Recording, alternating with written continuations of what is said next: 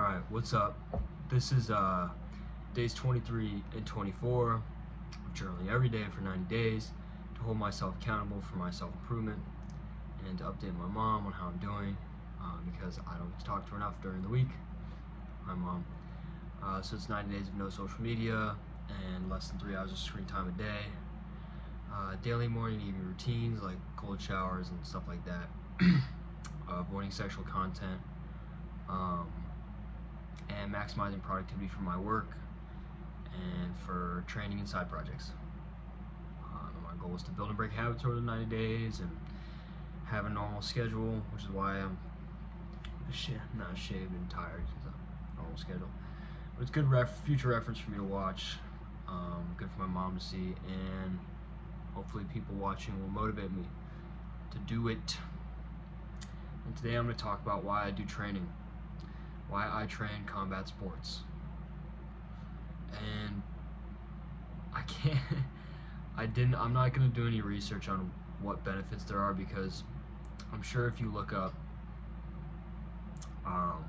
combat sports benefits, you'd find a lot of the same benefits of doing most other sports, and it comes with its own set of downsides. So I'm not going to do a full analysis. I'm just going to go personal. Why do I train? What do I do? That kind of stuff, because I feel like I haven't talked about it. I mean, I work as an engineer by day, and obviously if people have been watching this, they know that I do data analytics and finance, that I like doing that, that I like being in the mountains, but I also like training, and I have not talked about that, so today I'll talk about it. But yesterday and today, got all our routines done, easy peasy, and those, I guess I don't really talk that much about them too. I just kind of always say yes or no. I talked about them a lot in the beginning. It's the same that I talked about, like the intro few videos, I guess. I've been doing the same stuff, which is every morning I do the cold shower and the high intensity training, and then I get ready for work and go to work, and then every evening I stretch before I go to bed and go to bed.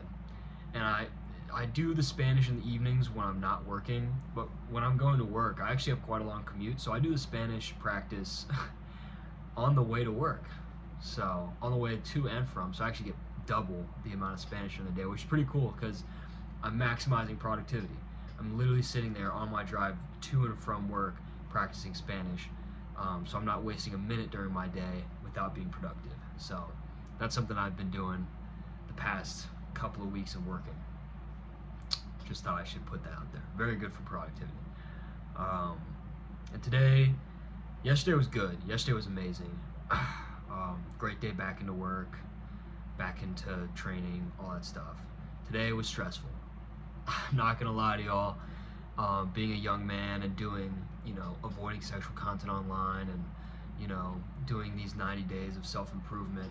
Part of this stuff is kind of trying to reset my libido and the way I view, and having a better sexual relationship with myself, which is very important for everybody. But it's tough because I haven't, done anything in a long time. So today I had some pretty intense, weird sexual urges during the day, and that's stressful during work. Not cool. So, but that's okay. It happens when you're young and have a high libido. So we're gonna note that. Didn't act on it. That's good. So just something part of the process, I guess. Once you get a certain amount of days in, you kind of, things start to get a little bit freaky. I don't know. But today, or last 2 days, some good stuff was I got a new task at work, some good data analytics stuff for my engineering company. I'm going to be doing some stuff with some management people for data analytics for that. So I'm evaluating some people's performance and they don't even know about it. So good luck to the dude who is putting up poor numbers, because I'm looking at the data and you're about to get fired. But that, and I went and trained yesterday. That was great. I love training, and I getting back into it. It's been about a month and a half since I've really trained hard, so went and trained hard yesterday. The bad thing was I trained a little too hard and I actually hurt my knee. I bashed knees with someone else during sparring, so tough. But we'll recover from it the next day or two. Keep training throughout the week. And something interesting is I'm writing my resume right now, rewriting my resume because I'm looking for new positions, and I'm doing it in LaTeX, which I'm learning. So I'm learning how to code in LaTeX, write my resume in Overleaf, which is the learning curve is steep. It's steep because it's definitely not Word or Google Docs, but it's good because in the long run it'll be nice. It'll be nice for the long run. But let's talk about why I train combat sports today. We'll talk about that, and then I can go to bed because I'm fucking tired. I started training combat sports a while ago, and I can't really pinpoint an exact reason why I got into it. I'd loved boxing, off and on growing up. I had done a little boxing, but never that much. And then a little over a year ago, must have been a year and a half ago, I started looking into different combat sports. Not even quite sure what actually got me into it. I think it was more of just I had some free time and I was kind of interested, so I did Muay Thai. Muay Thai is great. It's a little intense in certain aspects, and it's very beneficial. Intense training, beneficial. And I started looking into it, and then about a year ago, I really started training hard. I was doing it a little bit off and on for a few months, kind of like getting the feel of it, seeing what it was, and then starting just over a year ago, I think now, I started training Muay Thai and boxing. So all striking combined. So Muay Thai, art of 8 limbs. You can fight someone. Similar kind of ring to boxing, or you can be in a cage like MMA, but you can use most of the weapons on your body. Obviously no groin shots. You're not allowed to headbutt people. You'd be doing that in Lathe Way, which I want to learn someday. But Muay Thai is great because you can use things in boxing that you could not use in boxing. You can use Muay Thai, which is why it's more realistic, in my opinion, of like some high level combat.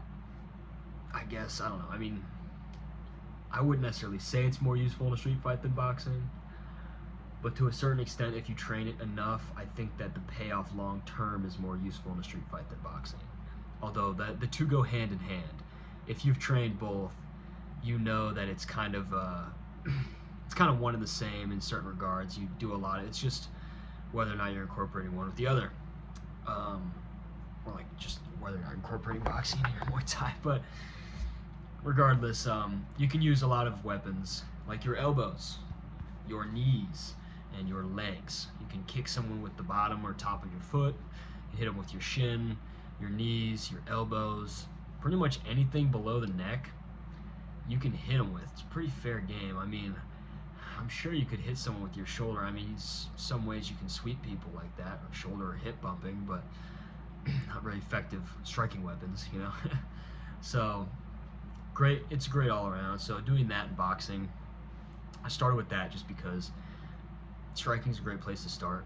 It's anaerobically great. I mean, you do a lot of like jumping rope and squats and push-ups and running, and you are intensely training, and you will break a sweat and you will get the shit beat out of you when you start, because there are people they're a lot better than you, a lot more experience, and they will just pound you into the fucking dirt. Pause. And it's just great. It's humbling. It gives you discipline because there's days where you just don't want to show up and you still do. It's great. And long term, I don't know if I could see myself, as of now, I've been training it solidly for a year, both of those things. And I don't know if I could see myself doing it for the rest of my life, but certainly for a few more years, I'm going to be training it pretty hard, maybe doing a couple more fights in that stuff, in striking. Problem is that as, engineer, data analyst, interested in finance, all this stuff, the rest of my life is going to be spent using a lot of brain matter, a lot of my brain to be doing things. And it takes roughly, if you're doing a combat sport, it takes roughly about 3 years to develop CTE, of constant, brain, injury, minor brain injuries, because it's not getting knocked out a couple of times that does it. It's the, getting hit over and over again just a little bit that really does. So eventually soon I will have to stop training hard and those kinds of things, and just kind of doing pad work. No more sparring hard and fighting hard in those regards soon enough. I suspect that after I check off a bucket list item and do my first MMA fight, which is something that I want to do in the next couple of years, that I will stop striking. Not permanently, but just kind of just keep it low. But I got into grappling after that.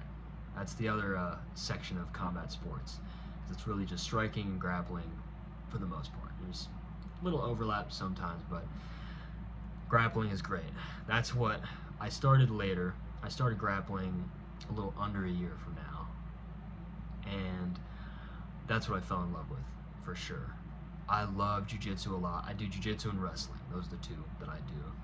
I would like to start learning Samba eventually, and I do want to try judo, although I'm not a huge fan of wearing the gi.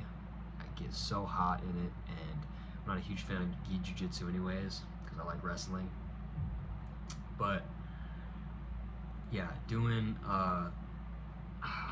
grappling is fun. It's good, and you can do it into your old age. I mean, some of the dudes I grapple with are in their 60s and 70s. They'll just scoot towards you on their butt, grab you, and just start flipping you around, doing all sorts of things too. But they're very useful, and also an amazing discipline, and some great people I've met.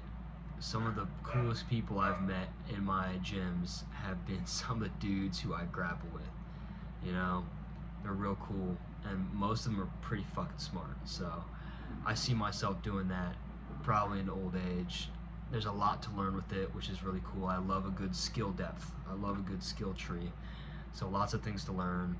If you're a big fan of just getting into the nitty-gritty of why things work and practicing all sorts of different moves and just learning so many different skills and just always having more to learn, grappling is definitely for you, because there's so much knowledge in grappling. There's so much. Striking is pretty linear in terms of, I mean, there's still quite a lot of knowledge. You have to train for quite a few years. I wouldn't say I'm a striking expert at all. You still have to train for quite a few years to really get a grasp on everything. But grappling, I mean, there are black belts out there, jiu-jitsu black belts, who have been training for 30, 40 years, who are still learning new things. And that's one of the great things about it that I love, because a couple of years straight of striking and you'll get a pretty good deal of what's going on. A couple of years of grappling, you'll be like, wow, I know nothing. So I love grappling. But combine the two, you have MMA. There you go. And for me, bucket list item, I do want to do one MMA fight total in my life. At least I would love to win it. I think that's more of a bucket list item, is winning an MMA fight, but just doing it, we'll see. I think for now, setting it as a realistic goal of just doing one is probably good. So train for maybe another year or two, and once I have that down, I'll probably be solid in my blue belt and 2+ years of Muay Thai experience, you know.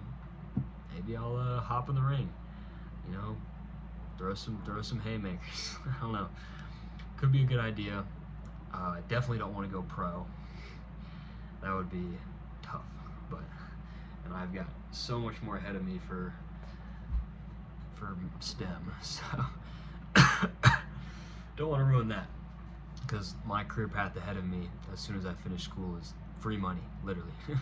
Well, not actually, but easy money as far as I can work and do math. So yeah,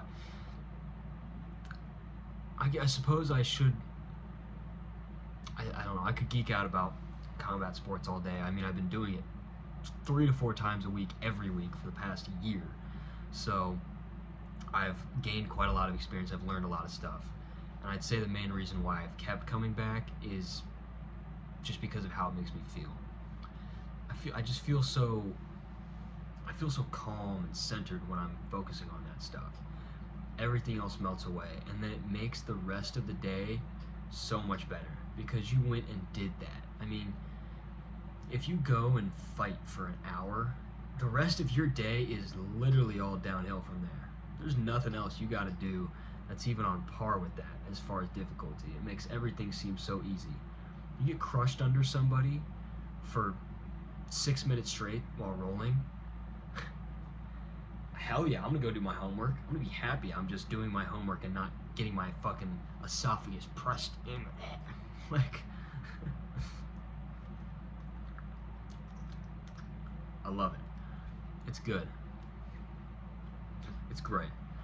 It's like, I don't know, it's just, and the endorphins and the adrenaline, it's just all around a great cocktail. I'm tired, so I probably can't explain it very well. But honestly, that's kind of a journey that if you haven't fought, you really just have to go discover it for yourself. I can't just tell you how it is. You just have to go start doing it. There's no way I could explain all of like why it's so great, because I've played other sports. I've played a lot of other sports, and nothing is even compared. Nothing is even compared to like how I feel when I fight. I mean, it's just different. It's also, ironically, it's made me less violent as a person. I mean, never have I wanted to seek peace more than when I go and I get all of my violent tendencies out on the mat. There's no need to be mad at somebody when you've already gone and hit somebody or gotten hit all day. And also, one of the most important things that any good gym will teach you, any good instructor, any good coach will teach you, especially in fighting, is that when it comes to street fights and when it comes to our altercations in the real world, not on the mat, the most important thing you can do is de-escalate a situation, is communicate. Because at the end of the day, why are you really fighting this person? I mean, I understand if it's a real life matter of life and death. If I'm backed into a corner, I'm taking you out with me, obviously, but if you're in a bar and you bump into someone, are you gonna, like, bury this dude? Are you gonna bounce his head off the concrete? No. Take a breath, say sorry. If he's being a dick, be like, damn, dude, you're a dick. No one likes you. And walk away. You don't need to be the bigger man. You don't need to prove yourself to anyone. Like, it's the last thing I want to do anymore is prove myself to anyone. Like, I can do that in the ring. If he wants to put on the gloves and go at it, I'm sure I'm down. But it's not really worth it if I start clipping this guy with insane overhands and throwing elbows into his face, and the next thing I know, his face is completely bloodied up and he's losing multiple teeth, and then he sues me, and then I lose all my money. It's like, that's stupid. There's just too many things that could go wrong when you're doing those kinds of altercations, and it's just not worth it, because that person is probably just as, it's just a miscommunication between people. Obviously, if certain things happen, like if I'm dating someone and someone comes and slaps their ass, I'm fucking killing them. But bump someone in a bar, that's my bad, dude. I'm sorry. End of the day, it'll teach you to be a nicer person, because it's the most important thing you can be in life, is just kind to other people. I think I'll leave it off with a Theodore Roosevelt quote. Shout out Theo, if you guys know who that is. Nope, it was Teddy Roosevelt who said this. Fuck, I actually don't remember who said it. Was it Theodore or Teddy? Are those the same people? I don't fucking remember. I'm not a history. I don't do history. I'm a math guy, right? Either way, one of the Roosevelts, the one with the cool, I'm pretty sure it was Teddy Roosevelt. Yeah, it was Teddy Roosevelt. I think it was Teddy Roosevelt. Whoever did like the Parks Project, who was like low-key a socialist, but we don't talk about it, that guy. Teddy Roosevelt. He had a quote.